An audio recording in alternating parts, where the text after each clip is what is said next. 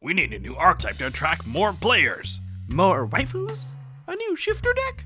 How about just giving them full art exclusives as prizes at big tourneys? NANI?!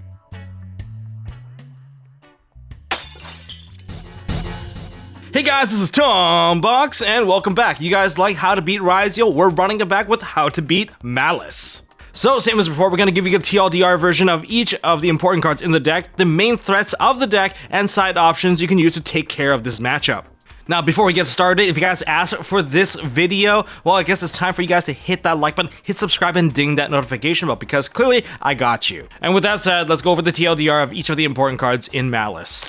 There are three main deck Malice monsters. We have Malice P, White Rabbit, Dormouse, and Chessy Cat. Common effects across the board. Whenever they're banished, you can pay 300 life points, and that's once per turn. You get the special summon themselves out from the banish. You also link lock yourself in the extra decks. Not that it matters, this is a link climbing deck. Essentially, these are the new math mechs, and whenever they're pointed to, whatever Malice link monster that points to them, that particular monster gains additional effects on top. So for White Rabbit, this is the trap trick on legs. On summon, you get to set a Malice trap, which can be activated to turn up because these trap cards have activation conditions on the turn that they're set by banishing additional Malice. So White Rabbit is a crucial monster, and that's probably why this one's the ultra rare. As for when she is being pointed to, they don't take any battle damage. As for Dormouse, this is the gold Sark on legs, or pseudo diva, because you're going to get an additional summon essentially from this card.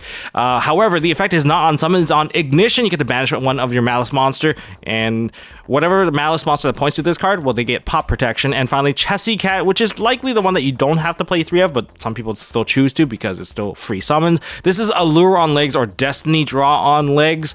There's the banish a Malice from your hand, and then you draw 2 cards. As for the pointer effect, whatever link Malice monster points to this, anything that it battles that gets destroyed, they get banished instead. So that's essentially the main deck monsters. Moving on. For the spell cards, we have Malice in Underground, essentially a foolish from the different dimension, and that dimension being Malice. It banishes a Malice card from hand, deck, or graveyard, which acts as a pseudo starter if you don't have anything to start with, but you can use it definitely as an extender to banish a name that you haven't used from your deck, or banish the link monster that hasn't used its banish summon back effect from the graveyard, and it's just essentially one of the most flexible cards in the entire deck. Additionally, it has 2 continuous effects. If there's 3 banished Malice monsters, then your link Malice gains 3k attack, and your opponent can only attack Malice link monsters. So that's what this card offers, but it's very powerful. For the trap cards, across the board, they can be activated the turn that they're set by banishing a Malice monster you control. Since it's an added condition to the card for the activation, it happens during activation, so it can be useful for dodging imperms, veilers, and maybe even a ghost ogre from destroying your card. Now, they have a secondary effect across the board as well, and that depends on the condition of the card. For TB11, this is the E-tally of the deck. A special summon a Malice from the deck. Secondary effect, you can summon the link instead of regular Malice from the deck if your opponent controls 3 monsters. But these monsters that summon from TB11 cannot activate their effect and cannot declare attack. So it's not a way to push, but mainly there to generate a body. And for the link monster, they're not summoned properly, so they do not come back if they do get banished. So then there's MST.TV. This is the Rhoda. It adds the Malice monster. Secondary effect, if you control a Malice link monster, you get to banish 1 card on the field. It's a non-target effect, so it's really strong. And then there's GWC06. This is the Reborn that special summons from banish or graveyard. It does not target, so it's very powerful. Secondary effect is to win in time. Gain life on the monster that you summon as long as you control a link Malice monster. Finally, we have the link monsters. We have the Malice Queens. We have Red Ransom, White Binder, and Heart's Cryptor. Now, across the board for each of the link monsters, you can summon them back whenever they get banished, and you have to pay 900 life points. But in terms of what each of these do, Red Ransom on summon adds a Malice spell. It only adds Underground, but it gives you the follow-up. But the strongest part of this card is when it summons back from banish. She's just crazy. On resummon, she also banishes another Cyberse from the deck, which could be Dotscaper or any of the unused Malice names, so you're gonna be getting additional summons from her coming back. And if she points to a monster, your opponent's monster's attack and defense swap. That's a continuous effect, but that's something that a lot of people tend to forget, and you could be swinging in with a 200 attack monster rather than the 3000. Then there's White Binder. On summon, banishes 3 graveyard cards, which is insane because that triggers every single Malice.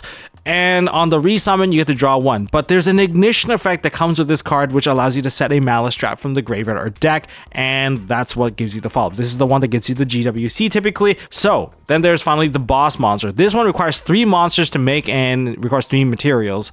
So this is the boss. Shuffle back a Malice banish card, non-targeting banish, and on return onto the field by banish by paying 900, summon it back, double the attack.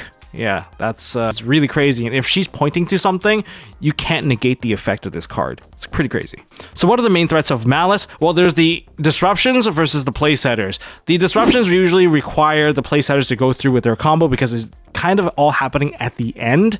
So we have Heart Scripture, MTP07, so you need a link monster for these, and of course you get non-targeting banish from those effects. You have Druid Swarm, which is kind of blatant and on the field because that's a trigger effect, and then you have D-Save one that's set up with the Tempest Hurts, which usually happens pretty early on.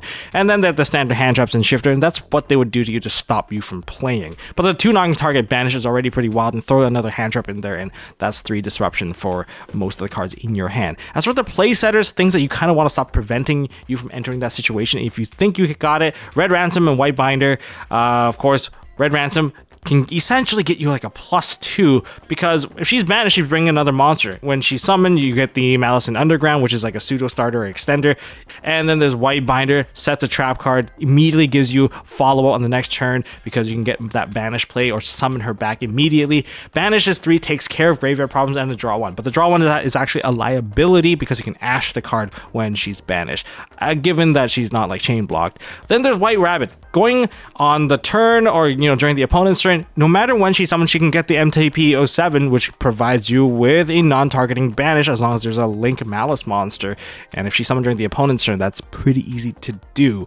And then there is Malice P Dormouse. That's a 1-card combo. So these are the cards I can use to set up plays. But you can see the cards that set up play, they're not exactly low on attack when it comes to the Link monsters. They're still 23 base. And if they go into access code, banishes White Binder, and White Binder banishes 3 more, they're going infinite, and you're going to get OTK'd. So there are 6 cards that we can kind of talk about how to stop these threats, starting with the main one, which is going to be White Rabbit.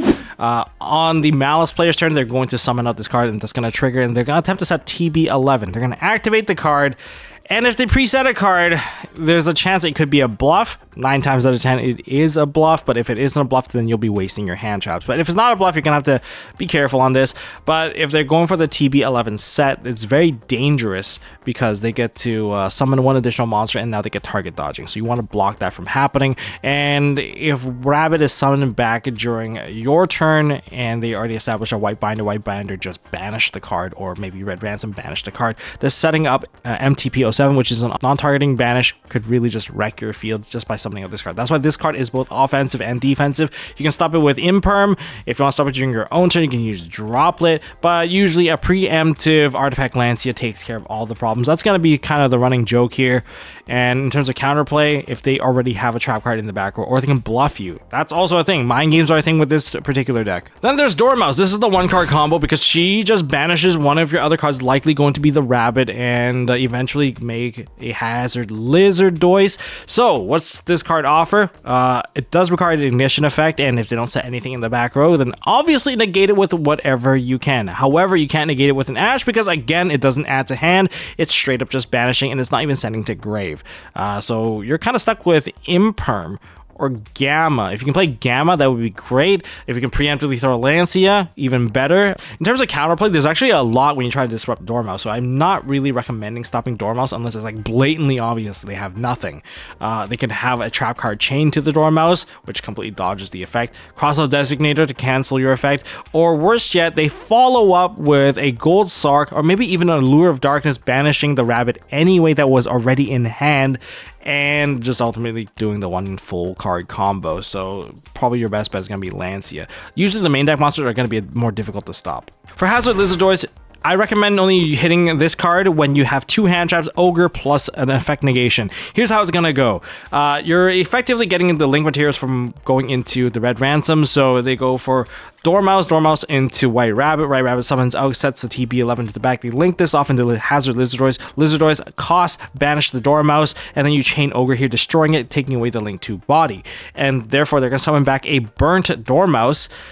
Now, the reason why I recommend having an additional card is that if they have a Gold Sark to follow up, then they can summon out Chessie Cat summon onto the board. This lets them go into Splash Mage. Splash Mage can revive another one of the Cyberses and then keep going, and that also turns on the trap card again. So when they go into Splash Mage, ideally you just negate that Splash Mage with an Imperm or something simple, and then you don't have to worry about this particular line anymore. Now, I might have said that Ashe isn't very good, but Ashe technically is still very good against the trap cards, TB11 and this current one, MTP07, because if you block MTP07, you also save your monster from getting banished, because when one card on the field gets non-target banished, you block both effects. They don't even get to add the card. On the other hand, you can also use Lancia, but during your opponent's turn, that's the only way you can use Lancia. So during your own turn, maybe holding onto an Ashe is very effective. Kind of like against those Labyrinth matchups where you don't want to deal with the big welcomes. Same idea. It feels the same. Their counterplay, just Call by the Grave, cross out Designator. Outside of that, you know, this is pretty hard to stop. So a card that you probably want to stop would be the White Binder among the queens. She is essentially the Floodgate, and by summoning her out, you're unplugging that Floodgate and drowning the field full of monsters. Because she banishes 3 additional monsters, that's going to lead to multiple cards happening. So things that you can do to stop her.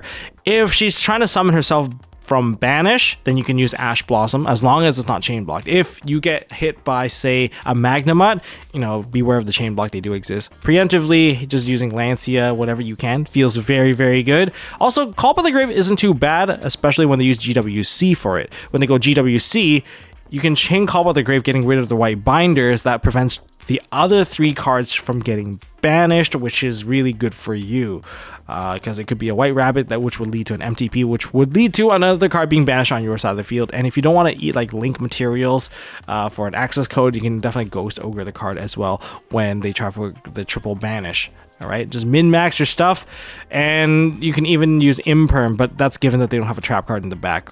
And their follow-up, Call by the Grave. Call by the Grave. It's just such a good card. And then there's Red Ransom, one of the hardest cards to stop once the ball gets going. Although this card is ashable, all you're preventing is a Malice and Underground, where you can save it for more impactful cards such as MTP07 or the White Binder Summon Back from Banish. That usually sets off a whole new set of chains. But in terms of stopping this card from being summoned back, you're going to have to use Dominus Impulse or Solemn Strike. Imperm sucks against this because the play that leads up to it usually sets up a TB11, so Imperm usually gets dodged, so I don't recommend it. But if there's nothing in the back row and the stars align where you stop the White Rabbit, usually that means you're okay. But be careful, there's chain blocks with this card, and once this card gets banished, it's so hard to stop because there's not a lot of hand traps that disrupts this particular card. Maybe you can use Solemn Strike. And for side deck options and what they hit, starting with the first line of blowout cards, we have Furloss, Artifact Lancia, Chaos Hunter, Nibiru. Not a lot that the players can do. They just eat these, and it's going to be a rough time, especially with Chaos Hunter, a permanent Lancia. Either they have the out or they just turn skip a couple of times and they lose. The Imperms and the Ogres are okay. They're not like the most effective, but at least they do a little bit more. When it comes to Ashe now, let's take a look at in terms of what Ashe can hit. MTP07 should be the first thing that you go for. Aside from that, you can also use it to hit TB11 in case that becomes a problem, but I think the most effective card has to be MTP07 because it also protects your card. Their counterplay would be Call by the Grave and Cross Out Designator. Sometimes against the Link monsters, they can also chain block them so you can't touch them, mainly because they successfully resolve the White Binder, and then the subsequent 3 monsters that come out, you can't really do too much with Ashe. Ashe is still pretty effective at protecting your cards, and you still need it for Furloss, so still probably keep it as a 3 of. Then there is going to be Call by the Grave.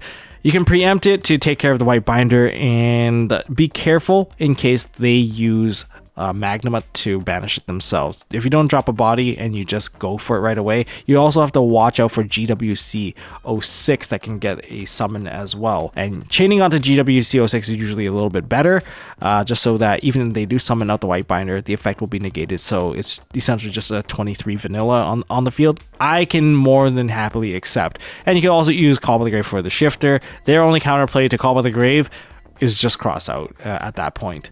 Then in terms of Lancia and Chaos Hunter, it's the blowout card. You can do it on Dormouse, you can do Gold Sark. Gold Sark activation is usually the best one to hit on, but Gold Sark is an extender, so I don't think you're going to wait that long.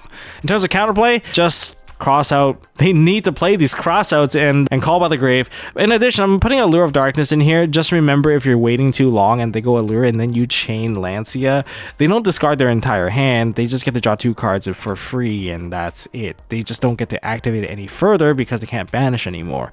In terms of Imperm and Forbidden Droplet, I think White Rabbit is going to be your go-to hit. White Binder is also one you go-to hit. The thing that can stop you is going to be the Disave Worm. Then there's also the option of going first with a Cosmic Cyclone or just back row removal. You can use that to take out the Malice and Underground so that you take away their follow-up. Or if they preset one of their cards, you can use this to kind of call out their bluff and just take care of the problem. In case it was a legitimate set, because they would have set the card before they summon the monster, then you would have been able to Cosmic the card away, and I think it's essentially just gone for good. So they lose interaction, and now your other hand traps are going to be more effective. There's also another hand trap I didn't really mention, which is Ghost Bell. It hits 2 cards. The White Binder, because White Binder tries to banish from the graveyard, and that's not going to be allowed. And then there's also the GWC06, preventing the White Binder from being summoned on the White Binder. And I think this is a card that was also kind of mentioned, which is going to be Phantasme. For a deck that summons that many Link monsters during both players' turn, it's going to be effective. Of course, it can be countered by an Ash Blossom. As for Floodgate sides, you can side Soul Drain, which is a complete blowout. Imperial Iron Wall, essentially the same thing for the most part. There can be only one because they're a Cybers-based deck, so I don't think they can really get out of that one unless they try to force themselves into an SP. But that's also going to be very hard because what kind of normal monster are they going to have? They have to go into one regular Cybers monster and they need a hand trap to kind of set that up. Otherwise, they can't go into SP. And Skill Drain is Skill Drain. It still works very effectively. And all I can say is you can stop this deck by either preventing board setters from building the board, or you can force every interaction out of your opponent and then use board wipes to clear them out. Like I've used Excite Knight to clear out their board, and then I set up my own detonators. So these are options that you can use to stop them. That is all I got for this video, guys. If you guys enjoyed this video, smash that thumbs up button. If you guys requested this video, like, oh, do one for Malice, well, I did it. And if you're not subscribed, maybe it's time to hit that subscribe button and ding that notification bell. And I'm gonna try to do this more often. These full-on TLDR breakdowns maybe take 10 minutes to help you kind of build up your side deck. And that's all I got. So thumbs up, subscribe, ding notification bell. I'll see you all in the next one. Have a wonderful day.